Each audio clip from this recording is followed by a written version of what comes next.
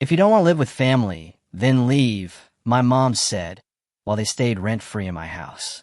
I cooked, cleaned, and paid $2,000 in bills. When I asked for space, she snapped, "We're family. Act like it." Heard, I walked out.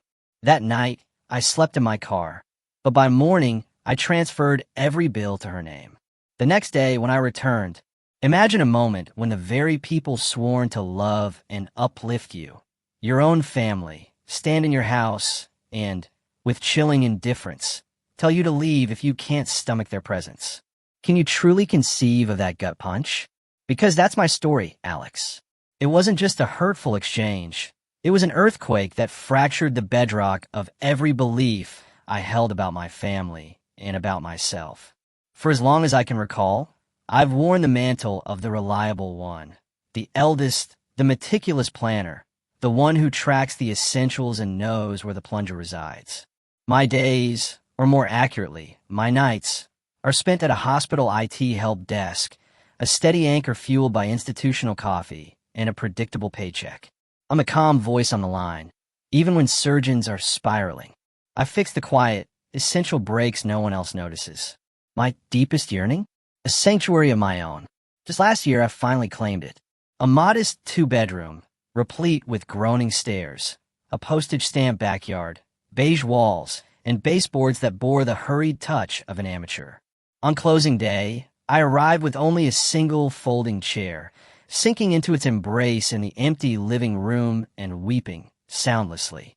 Then, I drifted from room to room, my socks tracing dusty paths, whispering to my cat, "We did it." He merely blinked, as if I'd overpromised. Yet, only 3 months later, that fragile piece splintered. My parents called, a burst pipe at their rental, insurance tangled in red tape. A week or two, they pleaded. And naturally, I, the perennial dependable one, the charger carrier, the early bird, the Wi-Fi whisperer, said yes. I'm the reliable one, right? My family needed a couch. I had two. A week or two, however, swiftly metastasized into, until the contractor calls. 2 suitcases blossomed into 8.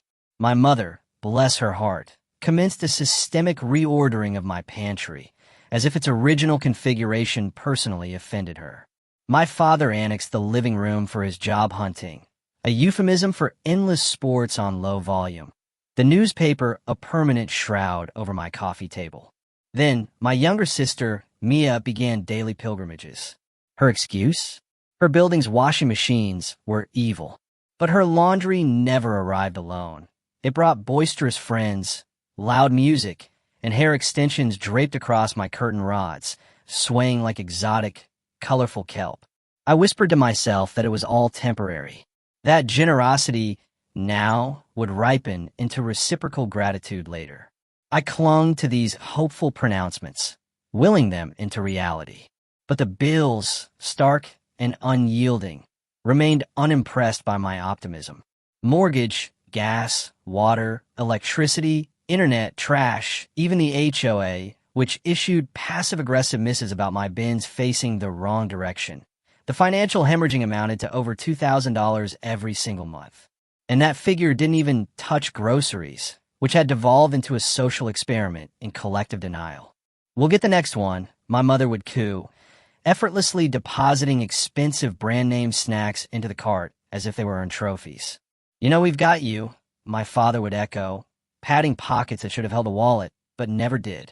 Mia, to add insult to injury, even filmed a haul video in my kitchen, showcasing my groceries, and forgot to tag me.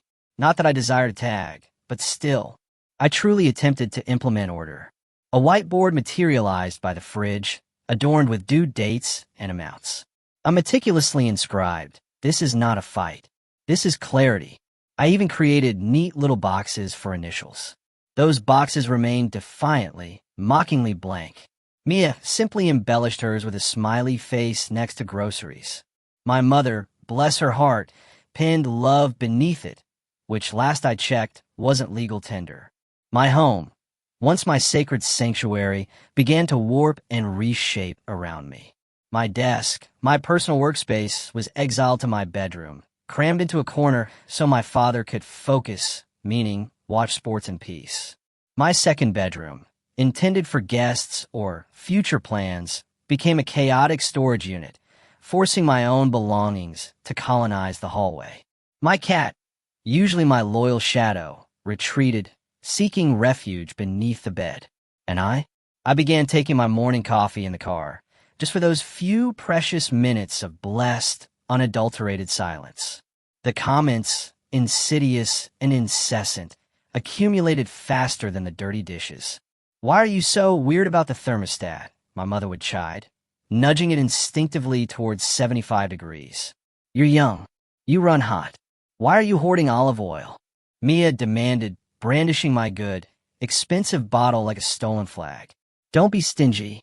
Relax, landlord," my father would jovially mock whenever I dared suggest rinsing a plate.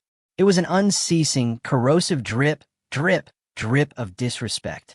Then Tuesday night arrived. 9 p.m. After a grueling double shift, I navigated an obstacle course of discarded shoes and laundry Everest simply to reach my kitchen. There, a cold, congealed pan of lasagna lay mummified on the stove. My father snorted from his armchair, lost in his phone. Mia and my mother scrolled in perfect, synchronized boredom. I inhaled slowly, trying to steady my voice. "Hey," I ventured, "can we talk about keeping the place clean? I'm feeling truly overwhelmed." My mother didn't even glance up. "If you don't like living with family, you can leave." I blinked. This is my house. The words seared behind my teeth, desperate to escape. She finally lifted her head, her gaze sharp, piercing. "We're your family. Act like it." Mia offered a saccharine smile, devoid of any genuine warmth. "Seriously, Alex, don't make it weird." A subtle, chilling click echoed behind my ribs. It wasn't raw anger, not yet. It was a small, resolute yes to a truth I had suppressed. I retreated to my room, closed the door, and through the wood, heard my mother dismissively declare, "He's so sensitive." It felt like the definitive period at the end of a long, torturous sentence I was utterly weary of. No, this wasn't merely about the house. Not truly. Its roots coiled much deeper, stretching back to our childhood. Mia received dance lessons. I was handed a book. If she left her lunch, my mother would traverse the entire town to deliver it. If I forgot mine, I learned the distinct, stomach-turning aroma of cafeteria tomato soup and bleach. Her report cards, adorned with celebratory stickers, graced the refrigerator. Mine, folded meticulously, were tucked into a drawer, marked good, but try harder. It wasn't outright cruelty, merely the established family rhythm. Mia, the luminous centerpiece. I, the dependable, muted background. By high school, I was stacking shelves, every dollar funneled into savings. "College isn't our problem," my father declared. "You're smart. Figure it out." So I did.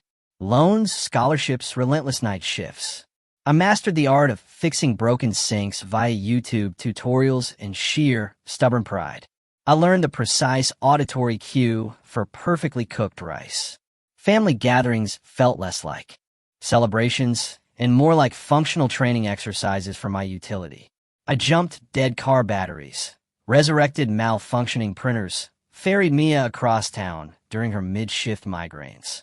A no from me would ignite a firestorm of guilt in the family group chat, followed by an unnerving silence, then saccharine, cheerful follow-ups that felt like punishment wrapped in glitter.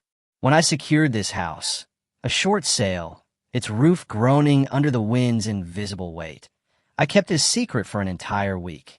I simply needed one private, untainted victory. When I finally divulged the news, my mother wept, proclaiming, "Now you're a man." My father delivered a backslap that was too hard. Mia, predictably, filmed an empty house vibes walking tour, narrating it and posting it without a hint of permission. I swallowed the bitter taste of my unacknowledged moment, resolving instead to be generous. That, I now believe, was the precise moment the boomerang left my hand. Then came the burst pipe, and their invasion began. Day 1, my mother color-coded my pantry, purging any spice she deemed suspicious. Day 2, "Don't be cheap," she commanded, nudging the thermostat higher again. Day 3, My father borrowed a small sum for groceries, only to return with artisanal craft beer and an assortment of novelty chips, grandly announcing, "We deserve treats."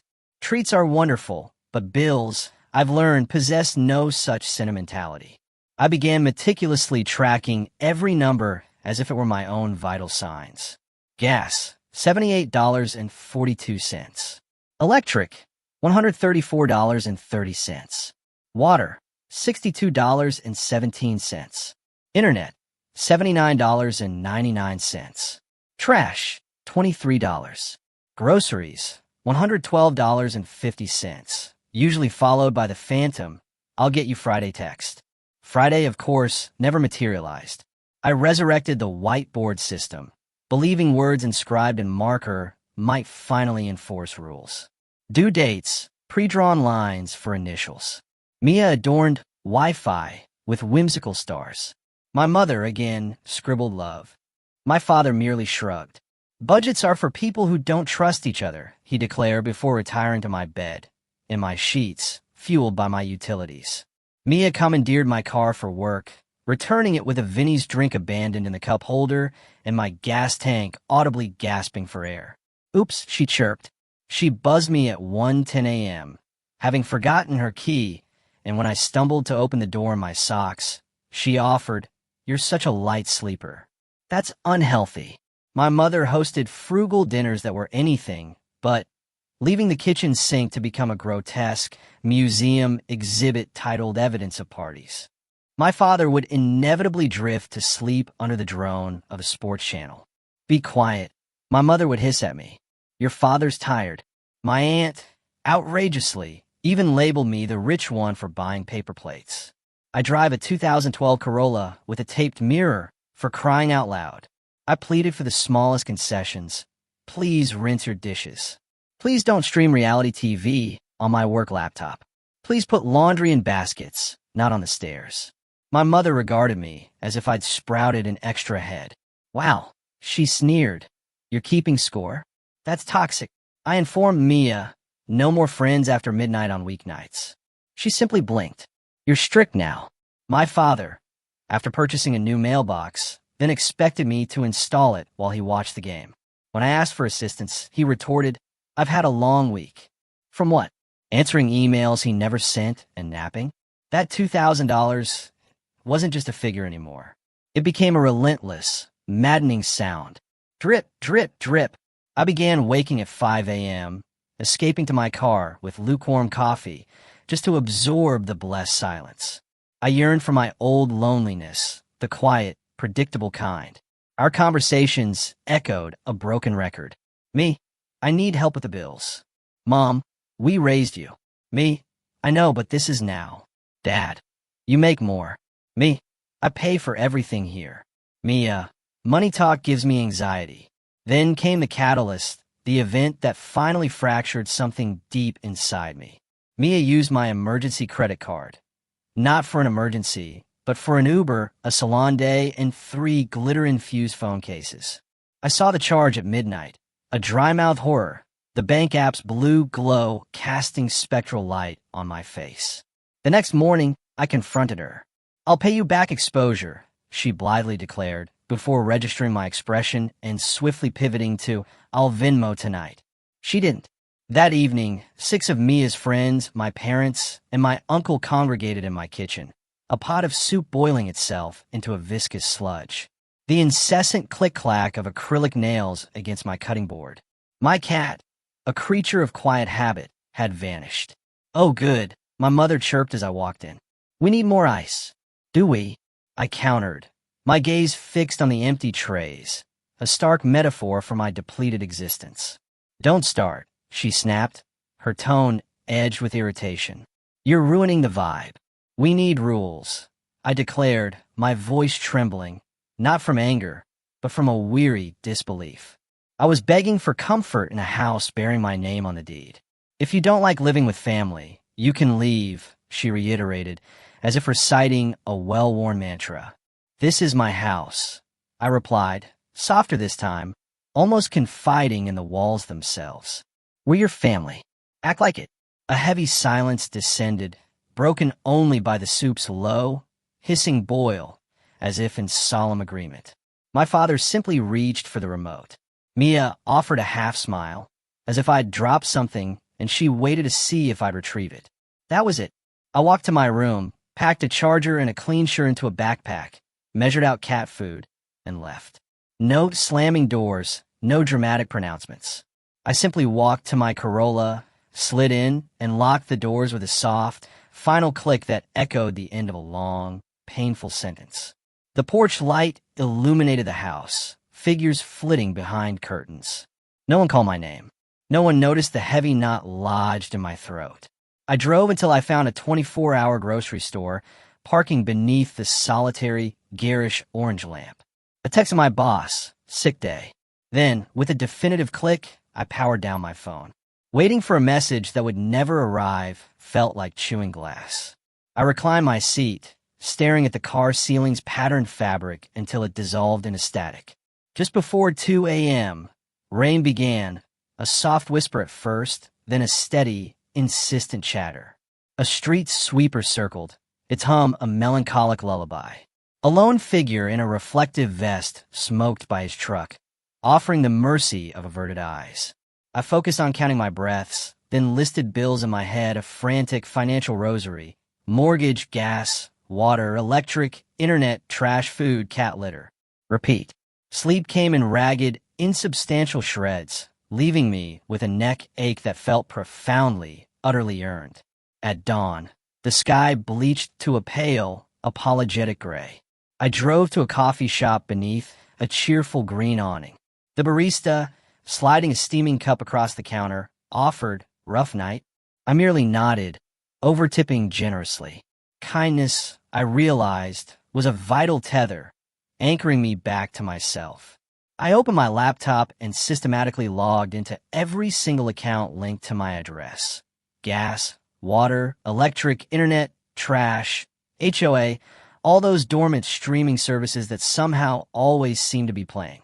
In each portal, I navigated to manage billing, meticulously inputting my mother's full name, her email, the same one she used for ordering groceries on.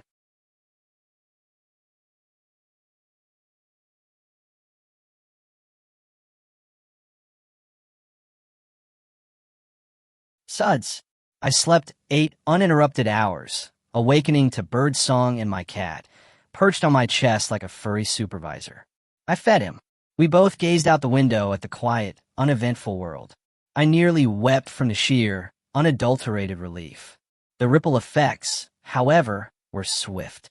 Extended family members, of course, volunteered as self-appointed mediators. My aunt: "Your mother is fragile." Me: "So am I." My uncle: "Your father's pride is hurt." Me: "So is mine." My grandma: "Don't be cruel." Me: "Clarity isn't cruelty." Mia, naturally, posted a story about toxic people obsessed with money, a perfectly lit selfie accompanying the jab. I muted her. She texted me a rent invoice, complete with a crying emoji. I responded with a list of local part-time jobs and Venmo'd her $40 for the gas she claimed not to have. Her reply: "Thought you had boundaries." My response: "I do. I'm also your brother." The first cycle of bills hit, all in my mother's name. She called, weeping, "This is so much." "It's what it always was," I told her, my voice gentle. "You're just seeing it now." I calmly guided her through setting reminders. "Auto-pay scares me," she admitted. "Late fees scare me more," I replied. She set it up, grumbling about scams.